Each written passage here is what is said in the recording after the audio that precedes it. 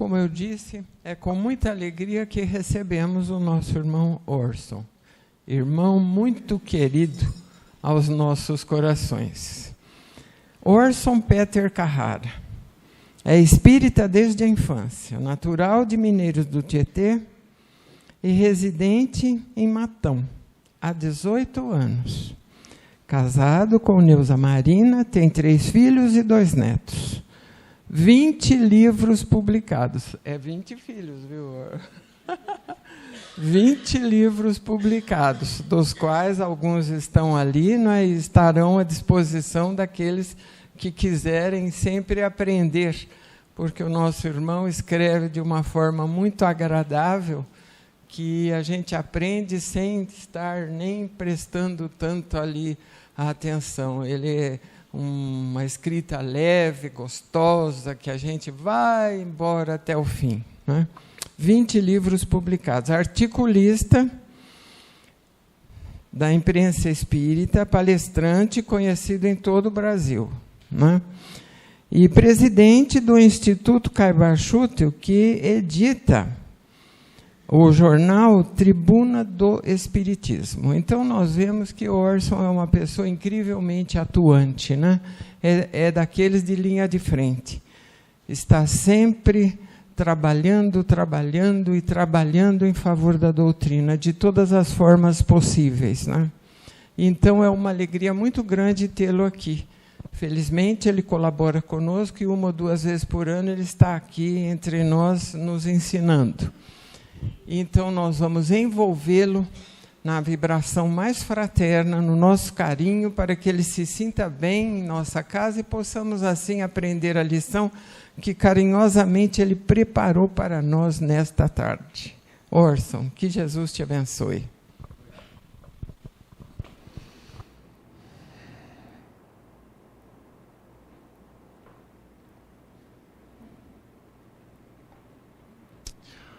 Meus amigos, Dona Leia, diretoria desta casa, companheiros de Araraquara, onde sempre estamos, é sempre uma alegria estar aqui, retornar a casa, revê-los, conhecer novos amigos, estreitar esses laços abençoados oferecidos pela doutrina espírita. Realmente, vimos a esta casa há muitos anos, há mais de 20 anos, com alegria. E aqui aprendemos a respeitar a casa, seus trabalhadores.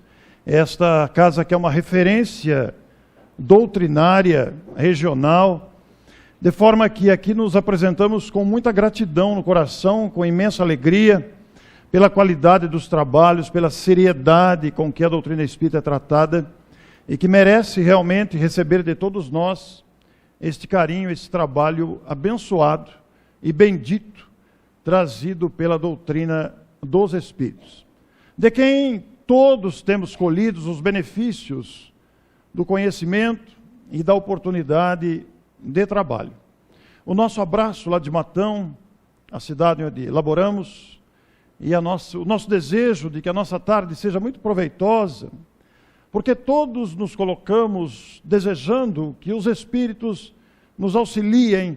Todos aqui nos colocamos à disposição para receber, para também auxiliar com a nossa vibração, com a nossa gratidão, com a nossa alegria. É isto que forma este ambiente consolidado, fluidicamente construído através das décadas e aqui mantido pela seriedade e continuidade das tarefas desenvolvidas por esta casa.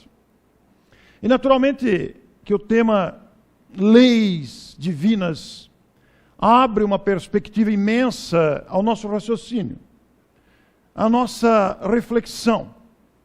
Porque quando pensamos em leis divinas, somos também levados a pensar nas leis humanas. Estas, as leis que regem o nosso relacionamento, as leis que conduzem as organizações do planeta em todas as áreas, apesar de tentarem, com todos os esforços de juristas, de homens, legisladores, de pessoas e instituições, voltadas para a elaboração das leis.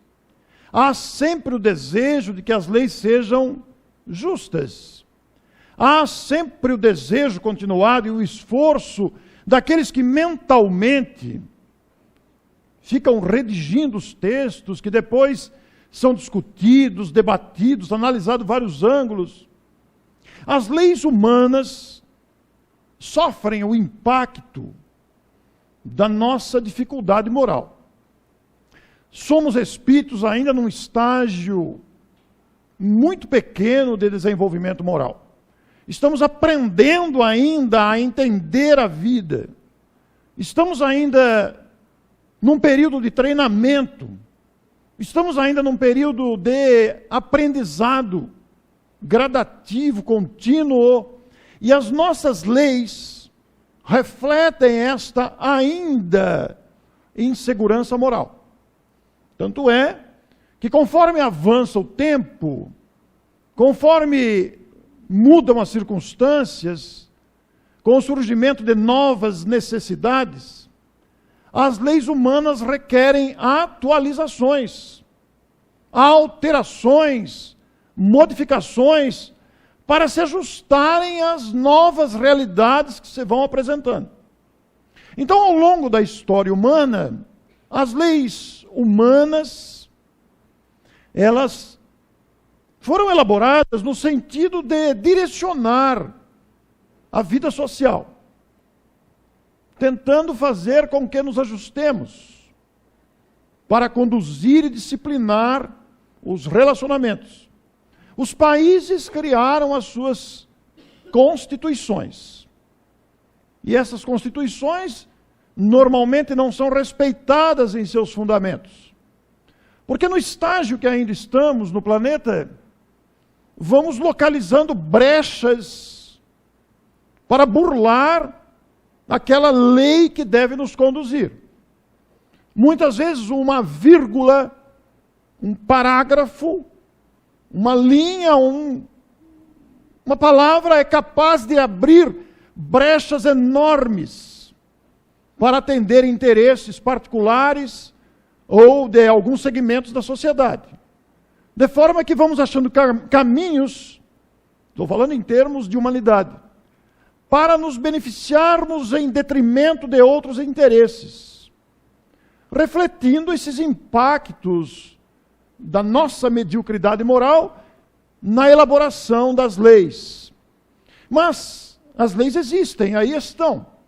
Nesse esforço, nós vimos o surgimento, vamos nos referir ao Brasil, vimos o surgimento do Código Penal brasileiro, vimos o desenvolvimento da legislação fiscal, da legislação tributária, da legislação de trânsito, da legislação específica para a questão fronteiriça do país, para os domínios dos mares, para os municípios, os regulamentos, regimentos internos de instituições variadas, da política, da arte, do esporte, das instituições religiosas, a legislação do imposto de renda, etc. Depois, com o avanço da mentalidade, do desejo de conter os ímpetos de agressividade humana, chegamos à Lei Maria da Penha, criamos o Estatuto da Criança e do Adolescente, desenvolvemos os benefícios às pessoas portadoras de deficiência, desenvolvemos as leis que beneficiem a adoção de crianças, etc., a proteção aos idosos, aos enfermos, etc. E mesmo nós, como instituição religiosa, as instituições, inclusive as espíritas, temos que nos adequar à legislação do país, com as nossas assembleias gerais, com os nossos estatutos, com as nossas atas, providências burocráticas necessárias para conduzir a vida social e seus inúmeros desdobramentos. Mas todas essas leis, repito, sofrendo o impacto do nosso estágio ainda medíocre de amadurecimento moral. Porque em termos de tecnologia, em termos de progresso material, nós somos top de linha. Nós desenvolvemos uma mentalidade, fruto de uma pesquisa abrangente através dos milênios, dos séculos, etc., que nos permitiu chegar hoje, com essa tecnologia avançada de que dispomos, com o conforto material cada vez mais expressivo, cada vez mais nos beneficiando a tranquilidade, cada vez mais trazendo conforto no atenuar das enfermidades, no tratamento das enfermidades, mas também no desenvolvimento de ferramentas, instrumentos que usamos nas comunicações, que usamos na medicina, na odontologia, que usamos nos esforços da conquista espacial. Fomos gradativamente descobrindo as leis divinas.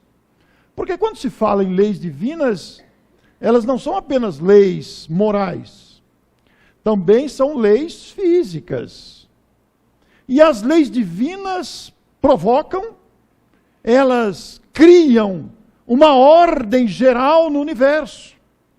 Uma ordem que se traduz na harmonia, na beleza e nos propósitos da própria vida. O Criador se apresenta para nós com a perfeição de suas leis, que vai desde o equilíbrio do cosmo, no equilíbrio entre os planetas, ou entre as constelações, ou entre as galáxias, nas grandezas do macro, e mesmo nas grandezas do micro, em que nós, na ciência humana, vamos gradativamente descobrindo e curtindo, para usar uma expressão atual. Curtindo, e através dessas pesquisas, do desenvolvimento da inteligência, fomos capazes de atingir esse estágio atual de amplo progresso material, que criou a luz elétrica, criou o projetor que nos beneficia nesse instante, criou o ar-condicionado, o GPS dos aviões, criou os aviões, criou toda a tecnologia, a ponto de um médico na França, por exemplo, poder operar um doente de câncer em Barretos, pela internet, com instrumentos precisos, à distância. Ora, isso é o top do conhecimento. Como pode? Mas já somos capazes de fazer isso. Eu, particularmente, como pessoa física, Orson, não sei criar um projetor, não sei criar o Wi-Fi, não sei criar o celular, não sei criar um laptop, mas a nossa raça sabe. Não é minha especialidade, mas a nossa raça sabe desenvolver a tecnologia e dela usufruir, trazendo benefícios para a vida social. Benefícios que se estendem à família, com o conforto dos nossos lares, com o aconchego dos nossos lares, do transporte, da locomoção, etc. E todos os outros benefícios aí à disposição, tão bem conhecidos de todos nós, alguns que ainda nem conhecemos, mas já existentes no planeta. De forma que toda essa conquista, todo esse acervo de conquistas materiais, provenientes da lei do progresso, porque quando a civilização ou a humanidade começou os seus passos primeiros, quando o planeta começou a ser habitado, aqui encontramos água, terra e plantas. E as criaturas foram, através dos milênios, desenvolvendo recursos com a inteligência, para nos vestirmos, para nos alimentarmos, para nos transportarmos, e criamos tudo o que hoje dispomos, fruto da inteligência.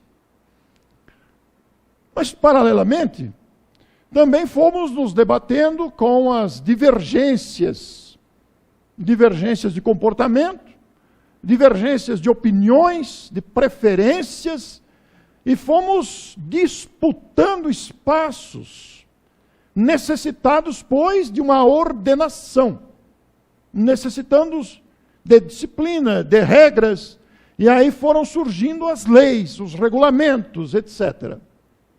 E hoje, apesar de toda a violência ainda existente, apesar de todos os desafios sociais que aí estão à nossa disposição os benefícios materiais e umas tentativas, algumas bem-sucedidas, outras ainda balançando e outras nem tanto, tentando ou se ajustando para regular e transformar a vida social numa ordem coletiva. São tentativas. No meio disso tudo, há uma série de adversidades, de desafios contínuos, gradativos, que traduzem o estágio que estamos. Mas tudo isso é benéfico, porque nessa caminhada gigantesca, lenta, penosa da evolução, nós vamos nos amadurecendo, vamos desenvolvendo a inteligência, a moralidade, vamos nos fortalecendo, adquirindo experiência e maturidade. Porque Deus, na sua sabedoria e grandeza, estabeleceu que deveríamos conquistar a perfeição que nos aguarda, ainda que relativa. Perfeição que nos dará felicidade. Mas não é uma felicidade ociosa, é uma felicidade que vai nos ocupar com novos trabalhos, com novas tarefas. De forma que os desafios materiais, na verdade constituem, os desafios da inteligência, constituem um curso intensivo de preparação para novos desafios que virão. Se hoje somos capazes de construir um celular, um notebook, a anestesia, etc., todos os benefícios materiais, se hoje somos capazes disso, estamos nos preparando, porque amanhã seremos administradores de galáxias, seremos construtores de sistemas solares, porque Deus permite que nós, conforme vamos avançando, participemos como co-criadores, participando de sua obra. Deus é o grande e supremo idealizador. Mas nós, os seus filhos, podemos participar da sua obra. Vejamos o Cristo, a única referência de perfeição que nós temos, que construiu o planeta e assumiu a sua administração, cuidando desses bilhões de almas que aqui estamos, fazendo a nossa caminhada de conquista. Jesus não é Deus, é o nosso irmão mais velho, foi criado antes, mais experiente, portanto, capacitado para conduzir esse desafio do planeta e seus habitantes. Demonstrando aí a sabedoria e a grandeza das leis divinas, que não são só morais, repito, são também físicas. Se eu pegar esse controle e jogá-lo, ele vai cair no chão. Pela lei de gravidade, ele não vai volitar aqui, ele vai cair. Pela lei da física, é uma lei divina. É uma lei divina. Mas, ao mesmo tempo, se pensarmos na química, a união de determinados elementos químicos pode produzir uma bomba, ou pode produzir um veneno, ou um medicamento. E o homem já é capaz de manipular isso, de compreender isso, já tem domínio sobre isso. Mas é uma lei divina também. O idealizador supremo deixou à nossa disposição tudo isso, para que gradativamente, através da inteligência, da pesquisa contínua, alcançássemos o domínio dessas leis que vamos gradativamente descobrindo. Paralelamente a isso, nós também temos as leis morais. E as leis morais, igualmente, nós temos que conquistar. E essa ordenação que existe no universo, que vai desde a harmonia entre os globos que estão no universo, até o funcionamento do organismo de um inseto, ou a gestação de uma criança, ou o nosso próprio corpo com seus órgãos e sistemas. Tudo isso obedece a uma ordem. O próprio ciclo da natureza obedece a uma ordenação superior, à transformação, a evolução, as leis todas indicam a perfeição que está nas leis divinas. Óbvio, proveniente da perfeição de Deus, proveniente da grandeza do absoluto. Absoluto em todos os sistemas, em todo o jeito de entender, já que Deus, o Criador, criou a vida, criou as criaturas e criou as leis. E as leis divinas são perenes, elas são imutáveis, elas não mudam. Não são como as leis humanas que vão se alterando conforme o tempo e as circunstâncias. O que é muito natural, porque as leis humanas mudam porque nós mudamos. Porque nós vamos compreendendo em amplitude muito mais. Então alteramos as legislações que nos conduzem. Mas as leis divinas não, elas são imutáveis. Elas são perenes. E aí alguém pergunta, mas Deus está numa rotina, então Deus não fica cansado? Não, em absoluto. Porque Deus é dinâmico. Não é alguém que está sentado numa cadeira observando. Deus acompanha o cumprimento de suas leis, com os seus atributos de onipresença. Imagine a amplidão desse atributo, onipresença. Deus está em toda parte, simultaneamente, está em todo lugar, no universo conhecido, que a nossa NASA detectou, o universo conhecido, esse que nós temos notícia, restrito que estamos aqui, nesta morada chamada Terra. A gente esperneia daqui, esperneia de lá, mas é aqui que a gente está. E por enquanto não temos o direito ainda de alçar mudança de planeta. É aqui que a gente tem que se entender mesmo. E a mesma forma como Deus está no universo conhecido, com o sistema solar e outros universos já detectados, existe aquele universo desconhecido. Os cientistas falam nos universos paralelos. E agora fala numa tal de minhoca que vai não sabe para onde. Pesquisas. A nossa ciência tem que pesquisar. Mas onipresença, Deus está em toda parte. Está aqui. Sabe tudo o que está acontecendo aqui. Com cada um de nós. Conduzindo a vida. Mas também está em outros sistemas. Em outros países. Em outros globos. Está em toda parte. Onipresença. Mas também tem o atributo da onipotência. Deus pode tudo. Imaginem. A gente fica encantado de pensar com esse ser absoluto. E a palavra ser parece que restringe um pouco. Mas eu tive a oportunidade de perguntar para o Cosme Massi, um dos maiores estudiosos de Kardec. Cosme, como é que eu faço? Ser, limite. Ele falou, mas tem outra palavra? Não tem outra palavra. O nosso vocabulário é miserável, é pobre. Mas enfim, esse ser absoluto pode tudo. Mas também onisciente, sabe tudo. Se você parar para pensar em Deus, você chora de emoção, de gratidão. Ontem eu tive a oportunidade de ouvir, por acaso, surgiu no computador lá, o Glória de Vivaldi. Aquilo me emocionou tanto. Eu falei, esse compositor teve um êxtase. Naturalmente ele teve um êxtase ao pensar do Criador, é uma suposição minha, mas aquilo é um hino de gratidão, glória, claro.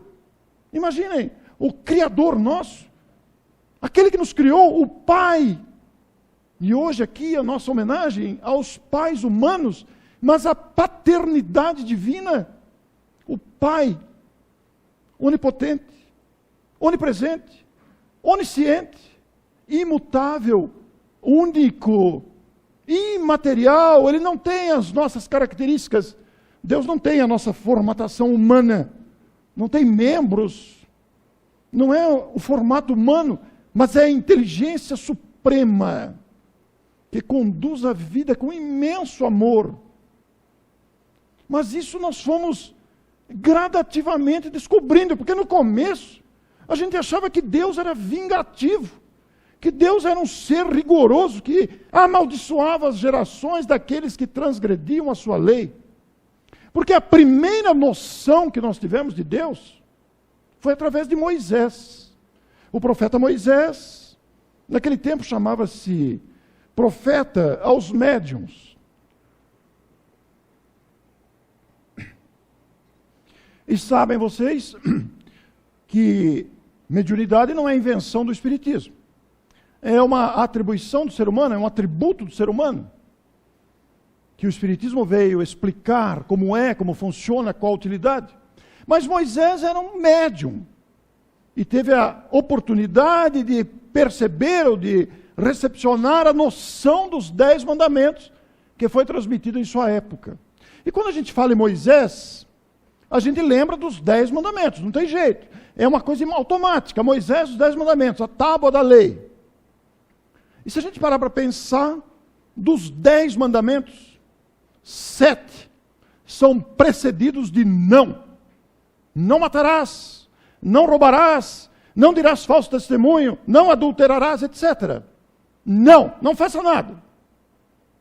Numa época de extrema ignorância, ele não tinha outra alternativa. Seres agressivos. Ele era rígido. Ele era duro na queda. E proibia mesmo. É como a gente faz com uma criança. Não suba aí que você cai. Passou o tempo. Veio o próprio Cristo. A nossa luz estelar. O sol de nossas almas. O irmão mais velho, amorável. Que apresentou-se como mensageiro enviado de Deus. Previsto antes. E apresentou-se e não proibiu nada. Não fez nenhuma proibição. Ao contrário, ele fez afirmações positivas e convidativas. Sois deuses. Podeis fazer tudo o que eu faço, e muito mais, se o quiserdes. Amai os vossos inimigos. Perdoai 70 vezes 7 vezes. Bem-aventurados os pacificadores. Sois o sal da terra, sois a luz do mundo, perdoai os vossos inimigos, ou amai os vossos inimigos, melhor ainda. Vinde a mim, todos vós que estáis sobrecarregados e aflitos, e eu vos aliviarei. Quantas não são as citações afirmativas e convidativas, como por exemplo, sede perfeitos, como perfeito é o vosso Pai Celestial. E na sua época, em que ele trouxe a boa notícia de que Deus tem a característica da paternidade. A figura de paternidade lembra amor imenso. Como disse a mensagem de Emmanuel, os pais também amam. É claro que sim. Não existe a figura do pai se não houver a figura da mãe. Há uma união aí de amor para que surja a maternidade, a paternidade, há uma solidariedade, fruto da ordem das leis divinas. No estágio que estamos compreendendo isso agora, não é mesmo? E ele trouxe a notícia desta paternidade divina, apresentando Deus como misericordioso e bom, apresentando Deus com um amor imenso aos filhos. Não um Deus vingativo e severo como Moisés havia apresentado. Trouxe a boa nova, a boa notícia, fez-se pessoalmente o portador dessas luzes ao nosso coração. Mas muita coisa na sua época não foi compreendida. Ele mesmo disse, não podeis compreender tudo agora. Mas eu vos enviarei o Consolador, que poderá explicar muito mais do que eu explico hoje, e vai ampliar o entendimento. E ele mesmo teve a oportunidade de dizer, eu não vim destruir a lei, capítulo 1 do Evangelho segundo o Espiritismo, mas dar-lhe melhor entendimento, ou dar-lhe cumprimento. Eu não vim destruir a lei, porque muita coisa ficou sem ser entendida. Aquele sábio jurista da época, um doutor da lei, mas como pode um homem velho voltar a entrar no ventre de sua mãe para nascer outra vez? Mas sois mestre em sua terra e não sabeis disso? Pois eu te digo, é necessário nascer de novo. E quando falou então, amai os vossos inimigos, aquilo soou estranho. Inimigo lembra violência, vingança, homicídio. Imagina aquela época. E quando então a sua mãe veio buscá-lo e falou, mas quem é minha mãe? Quem é meu pai? Quem são meus irmãos? Ou quando da suposta entrada no templo e derrubando coisas incompatível com a sua doçura. Vou abrir um parênteses aqui. Não sei quem viu, mas está disponível no Netflix a série Maria Magdalena. Esta série, ela é uma série mexicana, foi produzida no México, e a atriz que faz Maria, ela é colombiana, é uma atriz muito linda, e a série é fantástica. Muita violência, retratando uma época, são 60 capítulos de 45 minutos, abuso de sensualidade, mas as cenas com Jesus são maravilhosas. E Jesus comparece em todos os capítulos. A multiplicação dos pães e dos peixes, a cura do leproso, a cura do paralítico, a devolução da visão aos cegos, etc. São lindas as cenas e comovem profundamente. Apesar do abuso de sensualidade, apesar da violência muito grande, vale a pena ser visto e você fica com o que é bom. Descarta o que não serve, mas aproveita a essência da série. Porque a série conseguiu trazer ao nosso coração a grandeza dos ensinos de Jesus, os diálogos muito bem elaborados, na proposta do Evangelho, mostrando um espírito de alta envergadura, um espírito perfeito, um irmão mais velho, amadurecido, condutor de nossas vidas, encarnado entre nós. Não deixe de ver, vocês vão aproveitar muito. Nos faz adentrar reflexões de profundidade. Fecha parênteses. Então Jesus apresenta a grandeza de Deus aos nossos corações. Passa o tempo e surge o Espiritismo. E o notável Allan Kardec, através do conhecido método de observação e pesquisa, publica o Livro dos Espíritos. Quando então, se observarmos com carinho o índice, não necessariamente na ordem que eu vou dizer, mas você vai encontrar ali as leis divinas. A lei de adoração, a lei do trabalho, a lei de sociedade, de liberdade, de igualdade, de justiça, amor e caridade, de destruição, de sociedade, entre outras. E ali estão as leis divinas didaticamente preparadas e expostas, disponíveis, para que nós possamos entender, para que nós possamos aprofundar o estudo da grandeza desta sabedoria nas perguntas que Kardec fez e, naturalmente, nas respostas que os Espíritos ofereceram. E se pararmos para fazer uma comparação entre os não de Moisés, proibindo, as afirmações de Jesus e os seus convites, e a didática com que Allan Kardec apresenta as leis divinas para o nosso entendimento, hoje, universitários que somos, veremos que é a mesma coisa, foi só a forma de apresentar. As leis são as mesmas, porque são imutáveis. Na primeira vez, na primeira versão, apresentadas para uma época de ignorância extrema. Sem maiores explicações, não faça isso. Vem Jesus, apresenta a paternidade divina, fala do amor, vive o amor, entrega-se em holocausto para nos ensinar tanta profundidade ao nosso coração. E vem Kardec para que possamos entender de maneira completa agora, apesar das nossas limitações e carências do nosso tempo, da nossa época, da nossa evolução, mas iniciar um entendimento mais amplo das leis divinas. Vamos pegar um único exemplo. O amai os vossos inimigos, apresentado por Jesus. Jesus convida, amai os vossos inimigos. Isso ficou incompreendido. Como assim? Eu vou amar aquele que me despreza, aquele que me trata mal, aquele que me agride. Vamos substituir a palavra inimigo por adversário, fica mais leve. Então nós temos adversários políticos, por exemplo. Um bom exemplo para o momento do Brasil.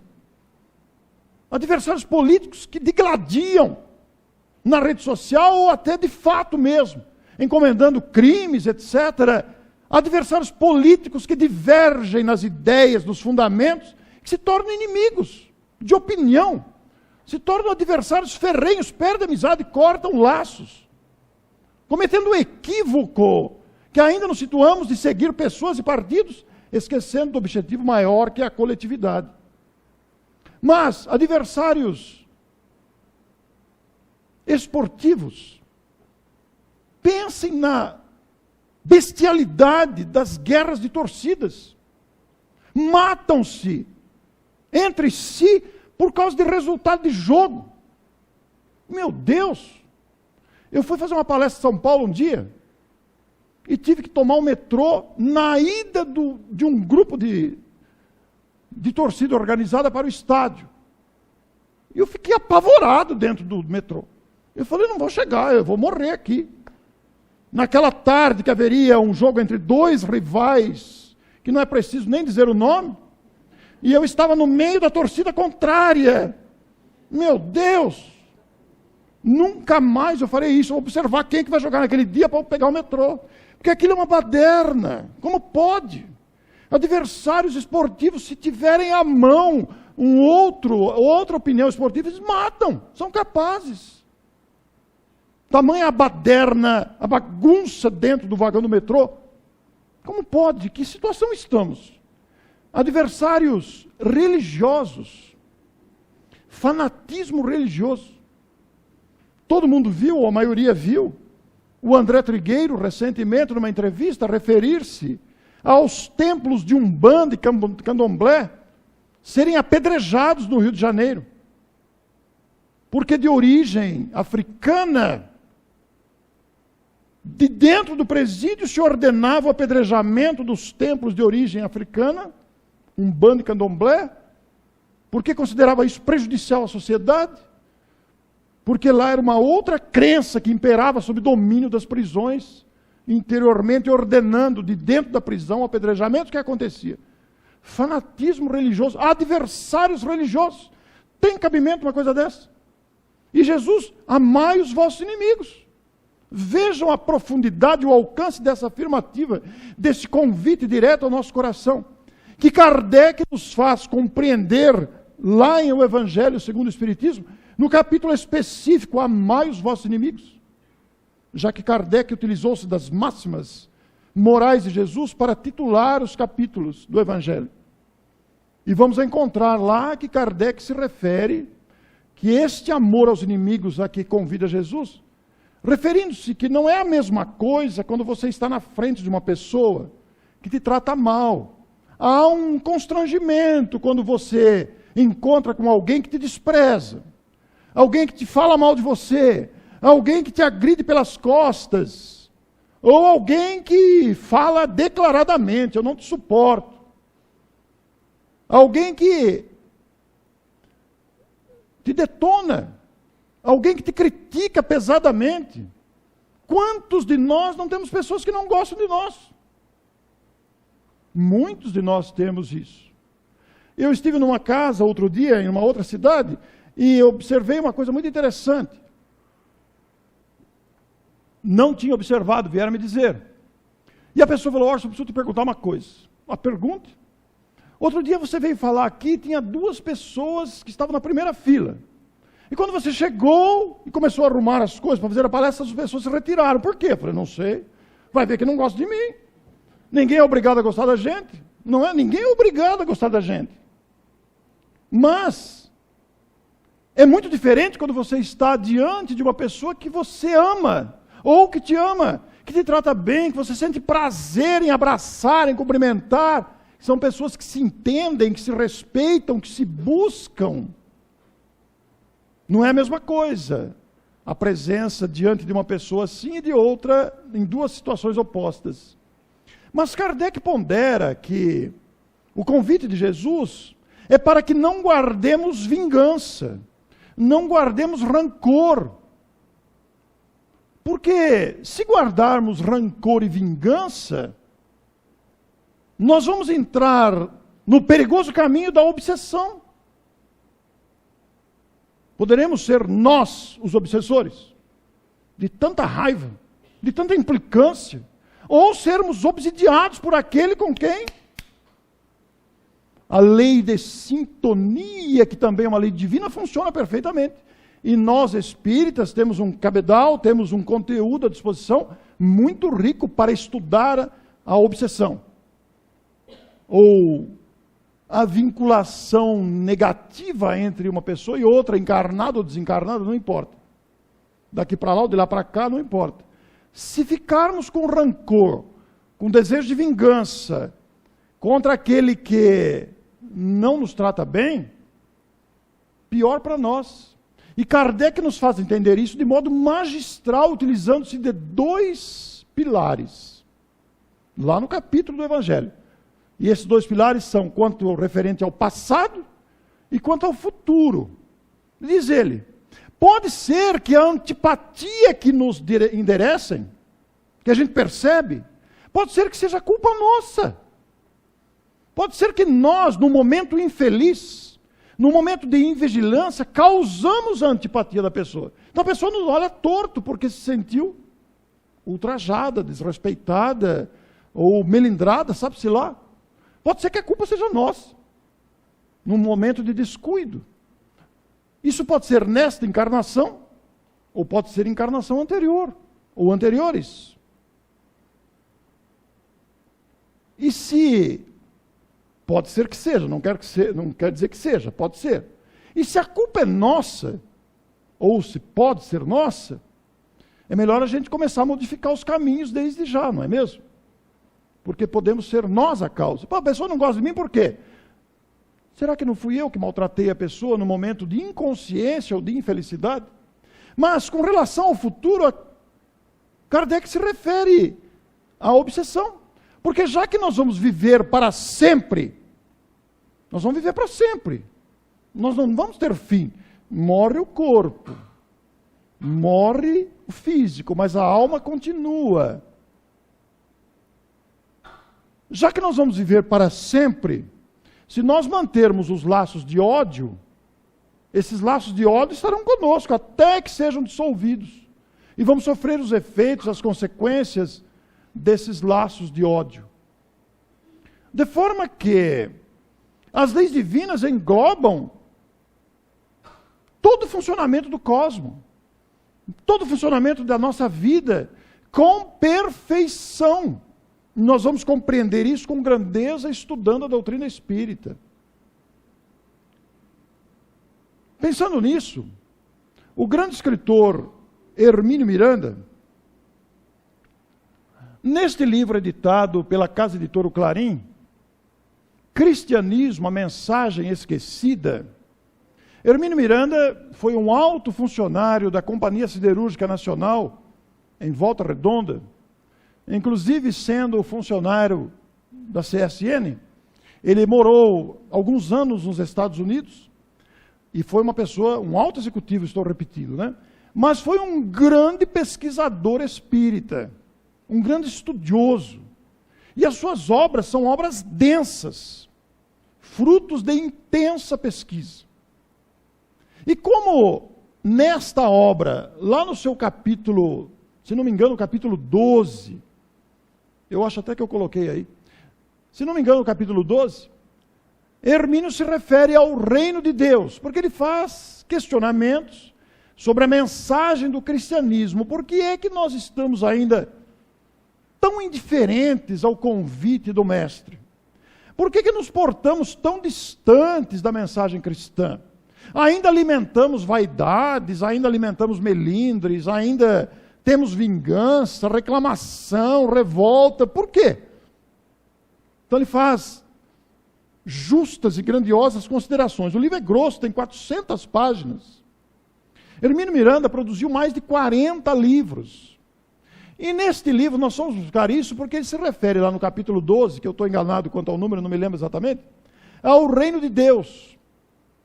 Porque o reino de Deus, que Jesus tanto buscou estender para que compreendêssemos o reino de Deus, como ele disse, né? O reino de Deus não está lá, não está acolá, está dentro de vós. E o reino de Deus, em síntese, o que é? Jesus sempre se referiu ao reino de Deus. O reino de Deus não é um local. O reino de Deus é um estado íntimo. É um estado íntimo de conquista da paz verdadeira e da vivência plena do amor. E é uma conquista que nós deveremos fazer individualmente, gradativamente também. É uma verdadeira revolução interior, não é com o outro, é com a gente mesmo. É tentar perscrutar e intervir dentro de nós para vencermos as imperfeições que ainda trazemos, para superarmos as mediocridades que estão dentro de nós. Entre elas, o medo, a insegurança, a inveja, o ciúme, o orgulho, a vaidade, a ganância, a prepotência, para voltarmos os nossos olhos à essência da mensagem do cristianismo, que é um convite à mudança individual. Não é uma tarefa fácil, porque exige renúncia aos nossos caprichos, exige renúncia à nossa acomodação, exige renúncia aos nossos pontos de vista, que às vezes são egoístas. E nesse capítulo 12, eu retirei 3 frases, apenas para pensarmos nesta grandeza e profundidade do reino de Deus, sempre apresentada por Jesus, convidando-nos a essa construção interior. Vejam só, observadas as leis criadas pela sabedoria infinita, estaremos vivendo em nós o reino de Deus. Paremos para pensar, sabedoria infinita, Deus, a perfeição absoluta. Deus não erra, não errou. Deus é sabedoria infinita, é o Criador, que estabeleceu leis. Quais são as leis? As físicas, que ordenam a vida. Por exemplo, se nós pensarmos na gestação de uma criança, é uma lei física. A união dos 2 elementos forma um novo corpo, gera um bebê. Mas aí atrela-se a moralidade do casal, que adquire a enorme responsabilidade de cuidar da criança, de encaminhar essa criança para Deus. Observadas as leis, quando pensamos nas leis criadas pela sabedoria infinita, nós voltamos a observar lá que essas leis são imutáveis e são perfeitas, saturadas de sabedoria, grandeza e generosidade. Porque imaginem, vamos pensar nesse líquido que aqui está, a água. É fruto de uma lei divina. Porque Deus estabeleceu a vida e, como idealizador absoluto e inicial de tudo, pensou é uma forma de nós nos referirmos, né? Porque nós pensamos, não temos ideia de como é Deus. Mas a ideia nossa é muito limitada. Mas pensou na importância desse líquido precioso e providenciou. Assim também com os alimentos. Agora pensemos uma coisa, eu até já disse isso aqui em palestra anterior, e tenho repetido isso porque isso me traz enorme gratidão ao coração. Imaginem vocês, a gente não para pensar nisso. Mas vocês já imaginaram o espírito ou o grupo de espíritos que, utilizando-se dos conhecimentos de física e química, criou o cheiro do abacaxi? Ou o sabor da melancia? Ou o gosto da goiaba? Claro que as frutas, as flores, os perfumes, os alimentos e tudo que contribui para a vida, inclusive a água, é fruto de transformações e mutações genéticas gradativas, continuadas ao longo dos milênios. Porque Deus não fez assim, aparece abacaxi, e o abacaxi apareceu ali, com a sua característica espinhosa, ou a delicadeza de uma banana que já vem embrulhada, é só tirar, e você come. Quer dizer, Deus criou, é o idealizador primeiro de todos os benefícios que nos cercam. E estas mutações genéticas, químicas, físicas, ao longo dos milênios, carinhosamente acompanhada por espíritos especialistas, co-criadores com Deus, que absorvem o pensamento de Deus e executam. Já paramos para pensar na felicidade que sentem os bons espíritos? Ou melhor, na felicidade que sentem os puros espíritos? Não dá para imaginar. Nós não temos referência.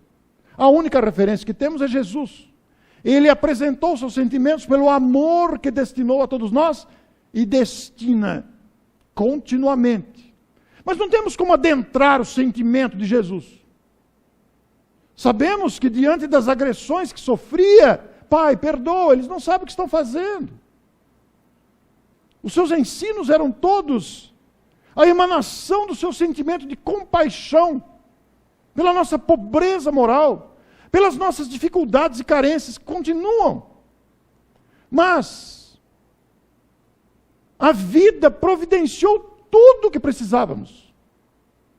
A natureza se apresentou exuberante, inclusive para encantar as nossas narinas com os perfumes das flores que têm duração efêmera, para encantar a nossa visão com as árvores coloridas, com as plantas belíssimas que ornamentam os ambientes, de duração efêmera. Mas alguém pensou naquilo? Ou será que nós somos ingênuos a ponto de pensar que uma orquídea que nos encanta a visão é fruto do acaso? Não. Alguém planejou, alguém pensou, idealizou, desenhou, projetou as condições para aquela orquídea desabrochar para a nossa visão, para que nos sentíssemos agradavelmente confortados pela bondade divina. Ou, já pararam para pensar no desenvolvimento que os espíritos, no investimento que foi feito para o desenvolvimento do paladar, para que sentíssemos prazer em nos alimentar, porque o corpo precisa se alimentar. Ou na riqueza da voz. Ora, isso foi pensado. As cordas vocais. E se a gente começar a falar aqui, você vai falar de um monte de coisa. Do funcionamento de cada órgão, de cada sistema, na riqueza da visão, da audição. E nós que antes emitíamos grunhidos, através do tempo fomos desenvolvendo a articulação de sons, na variedade dos idiomas que viraram palavras para nos comunicarmos verbalmente. Depois criamos o alfabeto, as letras, a escrita, etc. Participamos dessa obra coletiva. Mas o idealizador supremo, absoluto, pensou em tudo. E colocou à nossa disposição, como se dissesse, usem. Agora, usem, aprendam, evoluam, para chegarem novamente aqui ao estado de perfeição, ainda que relativa. Então, um espírito puro, imagine, nós não temos condições de imaginar, mas vamos tentar, na nossa imaginação, vamos tentar imaginar o que um espírito puro sente. Pensemos, um espírito puro sente a vontade do Criador. Imagine sentir a vontade de Deus e colocar em prática. Poder viajar pelo universo infinito. E a palavra infinito, ela tem uma limitação enorme à nossa compreensão, porque somos limitados. Mas, enfim, imagine você poder viajar pelo universo com a velocidade do pensamento. Pensou, está lá. E encantar-se com a obra grandiosa do Criador. Porque aqui estamos limitados a esse planeta. A gente já conseguiu construir foguete para outro ir para a Lua ou tentar ir para outros planetas, essa pesquisa que continua, e isto é bom, né? Porque é dever do homem crescer, mas significando as leis. E se nós observarmos a lei, estaremos vivendo em nós o reino de Deus. E aí entram as leis morais, que solicitam o respeito, que solicitam a solidariedade. Há uma solidariedade da vida. A vida tem um caráter solidário enorme. E vivendo estas leis, que denotam perfeição, que denotam o esforço da vida a nosso favor. Vejam, nós que somos humanos, limitados, nós já somos capazes de criar ambientes confortáveis. Nós estamos aqui num salão acolhedor dessa abençoada casa, com ar-condicionado, acolhidos do sol e do calor. Já somos capazes de nos proporcionarmos ambientes agradáveis, acolhedores. Agora, Deus pode muito mais, mas nós também podemos nos proporcionar mutuamente ambientes favoráveis ao nosso bem-estar. Agora vejam, o reino de Deus, olha que frase extraordinária, olha que reflexão profunda. O reino de Deus, ou seja, esse estado interior de paz, o reino de Deus, esta consciência pacífica, o reino de Deus, esta consciência de amor imenso uns pelos outros, de felicidade operante, é ao mesmo tempo, o reino de Deus, é ao mesmo tempo consequência, desdobramento, efeito, resultado, tanto quanto a causa e origem da paz entre os homens. Essa frase é do Hermínio, não é minha não. O reino de Deus, essa conquista interior, ela é ao mesmo tempo consequência, efeito da paz entre os homens, mas também origem da paz e causa da paz. Então a gente nota aqui que a ausência de paz que atormenta o planeta é exatamente pelo desrespeito às leis humanas e divinas. É uma construção lenta, gradativa, mas necessária. Nós estamos adiando isso. Ainda não conseguimos, ainda somos mordidos pela suspeição, ainda estamos arranhados pelo egoísmo, ainda nos deixamos seduzir pela vaidade, pelo orgulho, ainda faz parte de nós. E Hermínio pondera com muita sabedoria nesse capítulo maravilhoso, e vai dizer, o reino de Deus, voltamos a refletir, esse estado interior de pureza de sentimento, que está latente, basta desenvolvermos. O reino de Deus é resultante da lenta e penosa montagem de um sistema íntimo, de pureza, de retidão e de amor. Olha o que nos cabe. Eis o nosso propósito de vida, concentrarmos a nossa atenção, o nosso interesse, a nossa dedicação, nessa montagem dentro de nós, não é nos outros, é dentro de nós mesmos, de pureza, retidão e amor. Isto é muito amplo. Não dá tempo numa encarnação só. É uma lenta e penosa. Penosa por quê? Porque temos que renunciar aos caprichos. Temos que silenciar os revides.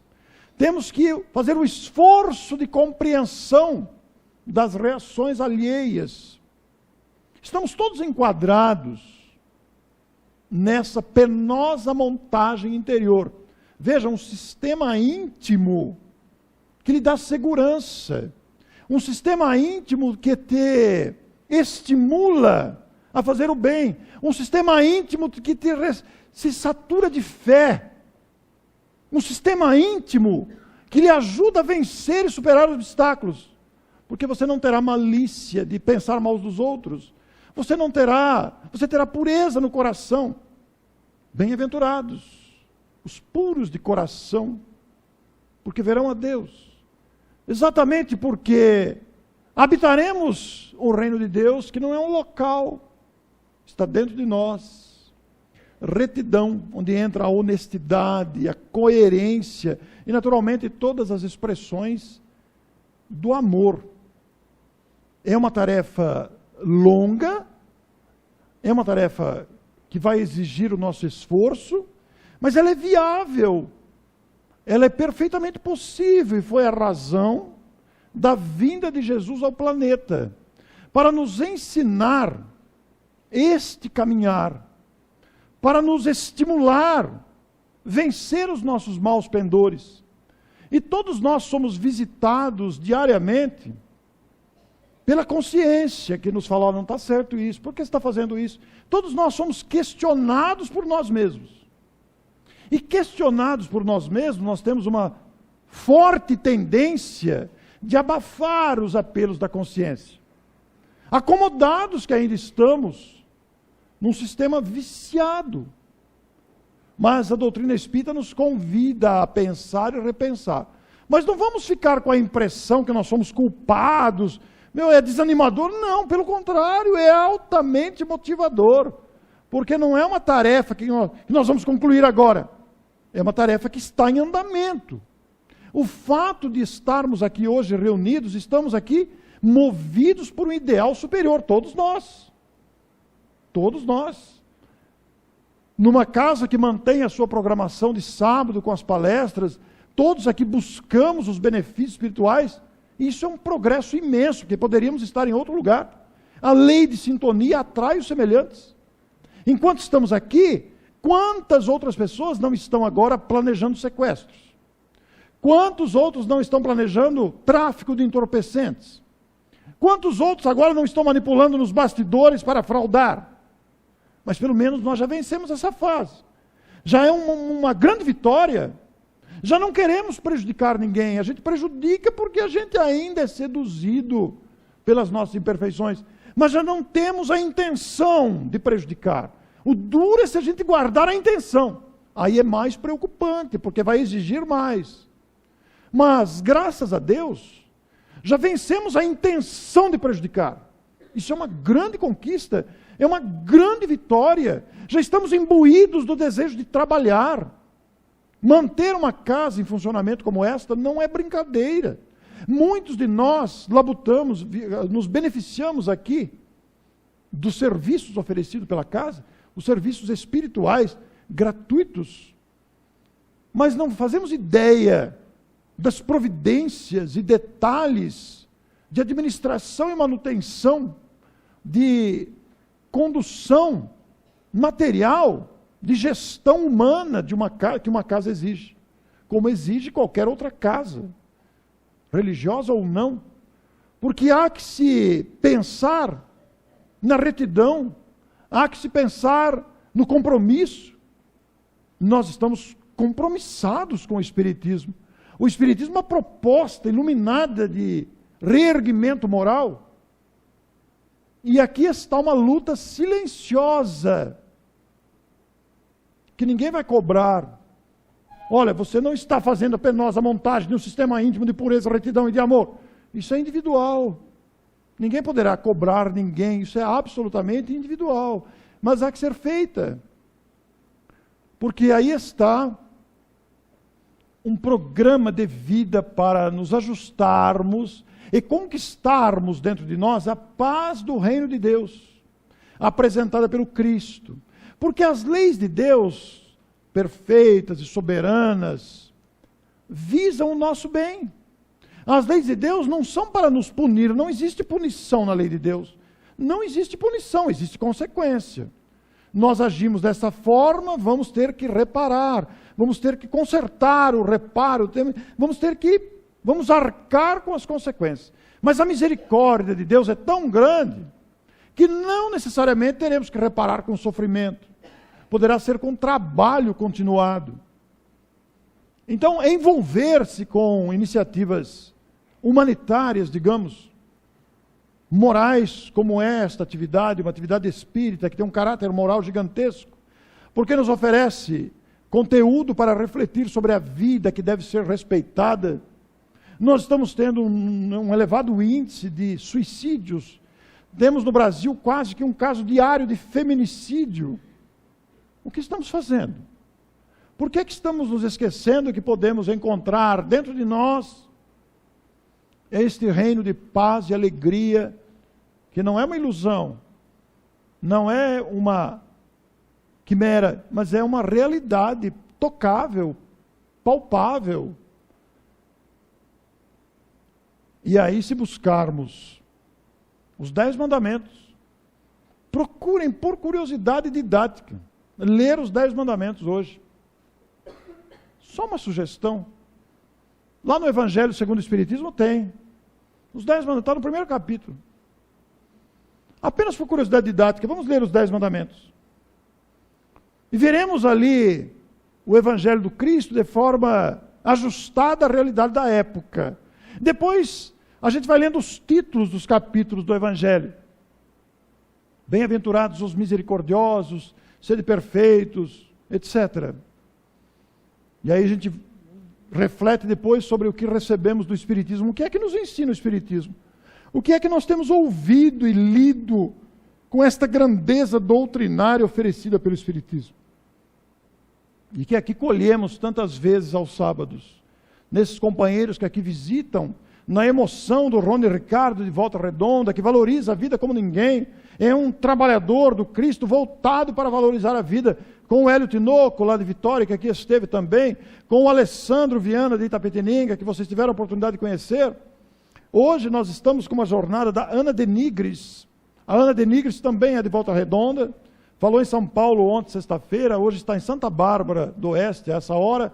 À noite estará em Sumaré, amanhã cedo em Limeira, à noite São Carlos, depois volta para Volta Redonda. O ano que vem nós vamos trazê-la para cá. A Ana de Nigres é uma especialista em Leon Denis, o grande filósofo do Espiritismo, o contemporâneo de Allan Kardec, e que apresenta para nós todo o entusiasmo com a beleza e a arte da criação, o bom, o belo, convidando-nos a amar esse Deus, a voltar os nossos olhares, a nossa confiança, a nossa prece, a nossa vibração de gratidão ao Criador, o ser absoluto, em grandeza, em bondade e justiça, que tudo fez para que tivéssemos harmonia interior, paz no coração. Qualquer um de nós aqui presente, se estiver sentindo dentro do coração qualquer tipo de aflição, qualquer medo, qualquer drama ou angústia íntima, qualquer um de nós, voltemos-nos para Deus. Deus ouve as nossas preces, as nossas súplicas, mas aprendamos a ouvir a resposta em silêncio. Concentremos a nossa atenção para ouvir a resposta de Deus, que não será articulada aos ouvidos, mas será no amparo que se fará presente. Se tivermos dificuldade com isso, como Deus? Vamos buscar ao Cristo. Busquemos ao Cristo. Pensemos na sua presença amorosa entre nós. E se ainda assim tivermos dificuldade, mas o Cristo não está longe não. Mas se ainda assim tivermos dificuldade, busquemos o anjo da guarda. Todos nós temos um espírito amigo, que está conosco agora, está aqui, poderá estar aqui. Pense, quem é meu anjo da guarda? Não sei, não sabemos o nome. Não tem importância isso. Isso é secundário. Mas há um espírito amigo que conduz a vida de todos nós. Aprendamos a buscá-lo, a ouvi-lo. Meu espírito guia, meu espírito amigo, visita-me, socorra-me nessa indecisão, ajuda-me a compreender o que se passa comigo. Mas mesmo assim, se nós tivermos dificuldade, busquemos um amigo em quem confiemos. Abramos o nosso coração para aquela pessoa que nos ouve com sinceridade, aquela pessoa que nos atende, mas não nos deixemos abater pelas tristezas. Não nos permitamos abater pelas dificuldades, porque a vida faz tudo para que caminhemos. Mas Deus não violenta o nosso livre-arbítrio. Deus não violenta a nossa vontade. Ele aguarda que decidamos por buscá-lo, embora esteja conosco a todo instante, embora providencie tudo o que precisamos. O Cristo também providencia tudo o que precisamos, mas não violenta pela lei de amor, de pureza, de retidão. Porque as nossas decisões, os nossos comportamentos, as nossas reações, revelam o estágio que estamos. Então, aperfeiçoemos o estado que estamos. De que maneira? Como é que eu faço? Nós vamos descobrir, nós vamos achar, se quisermos, se perdurarmos nesse intento. E naturalmente que o conhecimento espírita é riquíssimo, patrimônio incomparável para entendermos a nós mesmos. Que autoridade tenho eu para dizer isso aqui? Nenhuma. Eu também estou em luta comigo mesmo. Também enfrento essa penosa montagem interior, porque ainda trago como qualquer pessoa. Não é porque estou falando aqui na frente que sou melhor do que alguém, pelo contrário. A responsabilidade é maior ainda, porque estamos falando aquilo que ainda não conseguimos viver. Mas temos que falar, porque falamos, sou o primeiro que escuto. E lá adiante, diante da primeira, fica, eu falei isso. E quantas vezes nós que falamos, os palestrantes aqui presentes sabem disso. Quantas vezes o que falamos somos defrontados por experiência que testam aquilo que falamos, para que absorvamos melhor e possamos falar com conhecimento de causa. Somos testados na perseverança, somos testados no comprometimento, somos testados na fé, na fidelidade.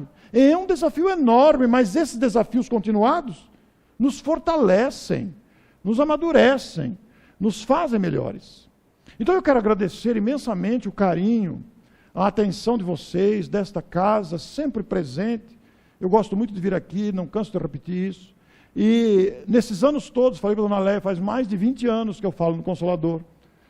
E tenho realmente vindo nesses 20 anos com muita alegria, com muita gratidão, dona Leia, porque também aprendemos muito aqui, com a ordem, com a disciplina que emana deste ambiente, com o ambiente favorável, com o auxílio dos espíritos que aqui trabalham, que nos ajudam na fluência. Sou eu mesmo que estou falando, vocês fiquem tranquilos, não é um espírito nenhum que está falando aqui, é o espírito Orson. Mas a fluência é auxiliada intuitivamente pelos amigos espirituais que aqui estão ou que nos assistem. Isso pouco importa, se é o amigo espiritual que nos ajuda, ou se é amigos da casa, isso é secundário. O importante é que os espíritos nos ajudam sempre, e também aos ouvintes, fazendo com que o pensamento caminhe no espaço para aprendermos com as próprias experiências. Como a dona Leia disse, nós trouxemos aqui o jornal Tribuna do Espiritismo. O jornal vai se transformar em virtual a partir de janeiro. Ele reduziu drasticamente a edição impressa, mas aqui está a edição de agosto, algumas pessoas já pegaram, mas muitos não, eu tenho aqui quantidade para vocês levarem. E nós temos aqui como chamada de capa, Saúde Preventiva, do Raul de Mello, Dr. Raul, que já esteve aqui recentemente, né? E o Raul tem se preocupado muito com a questão da saúde. E ele escreveu esse artigo, tem escrito, é uma coluna mensal no Tribuna, falando sobre saúde. E depois aqui, olha, na página 2, do Rogério Coelho, o feio e ineficiente costume de fazer promessa. Se você educar com amor, é a coluna fixa sobre educação. A grande invenção e exortação à pureza, referindo-se a uma afirmação de Jesus. Felizes os puros de coração, porque verão a Deus. E na última página, uma homenagem, uma referência ao Dr. Bezerra de Menezes, que nasceu no dia 29 de agosto de 1831. Na página 5, no meio do jornal, está a referência ao nosso evento lá de Matão, no 9º ano de realização. É um evento grande que nós temos lá em Matão. As inscrições se encerram no dia 31 de agosto. Nós vamos ter lá o André Trigueiro, a Deusa Samu, Emanuel Cristiano, as meninas espíritas e outras atrações que são surpresas, nós não falamos antes, né? Então, gostaríamos imensamente, os que puderem, vocês estão aqui próximos de Matão, que participem do evento. As inscrições estão no site. Então, eu gostaria que vocês levassem o jornal, está à disposição aqui, e depois esquecessem por aí, porque outras pessoas podem se beneficiar do conteúdo dessas matérias.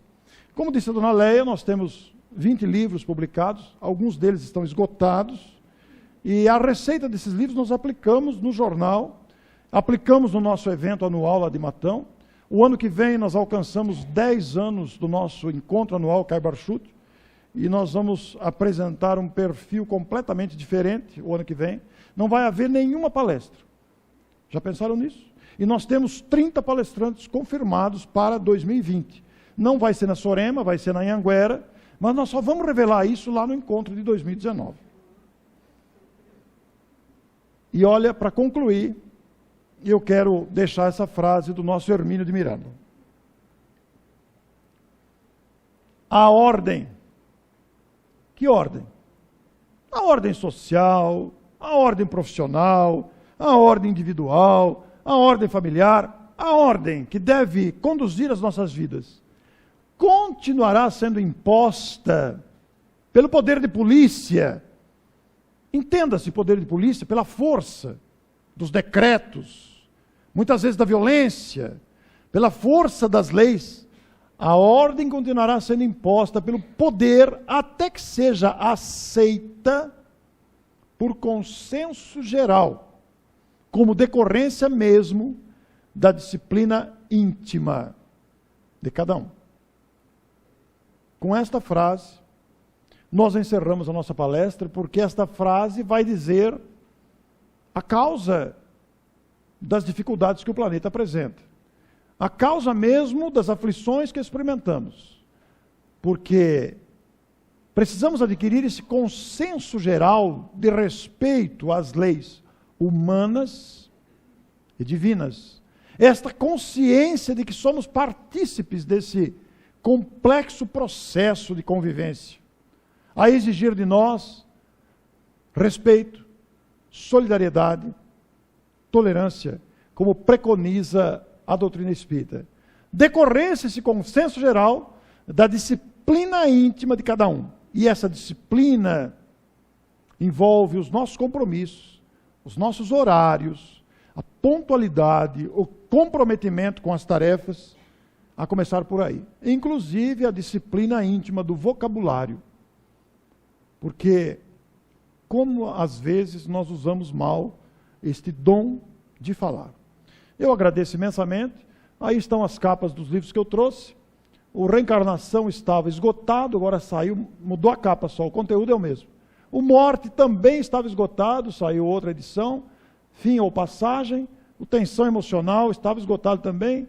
Os únicos que não estavam esgotados são os dois gigantes do Espiritismo, Vida Diante da Vida com Chico Xavier, o sacerdote espírita que fala do Padre Germano, porque o Bálsamo Espiritual também estava esgotado. Esse Bálsamo é um livro que saímos do cinema, no filme Vida Além da Vida, ou Vida Além da Vida, não me lembro exatamente, que é um filme com Matt Damon, e eram dois irmãos gêmeos, um deles morreu, e o outro menino ficou procurando o irmão, caiu na mão de charlatães até encontrar o médium, interpretado pelo Matt Damon. Esse médium é cheio de viciações, deturpa a mediunidade, mas deu conforto ao garoto. E eu saí do cinema com a intenção de escrever algo que chegasse ao coração das pessoas atingidas pelas aflições. Muito obrigado. Não deixe de pegar o jornal. Muito obrigado, dona Leia, pela oportunidade de estar aqui. Muito grato.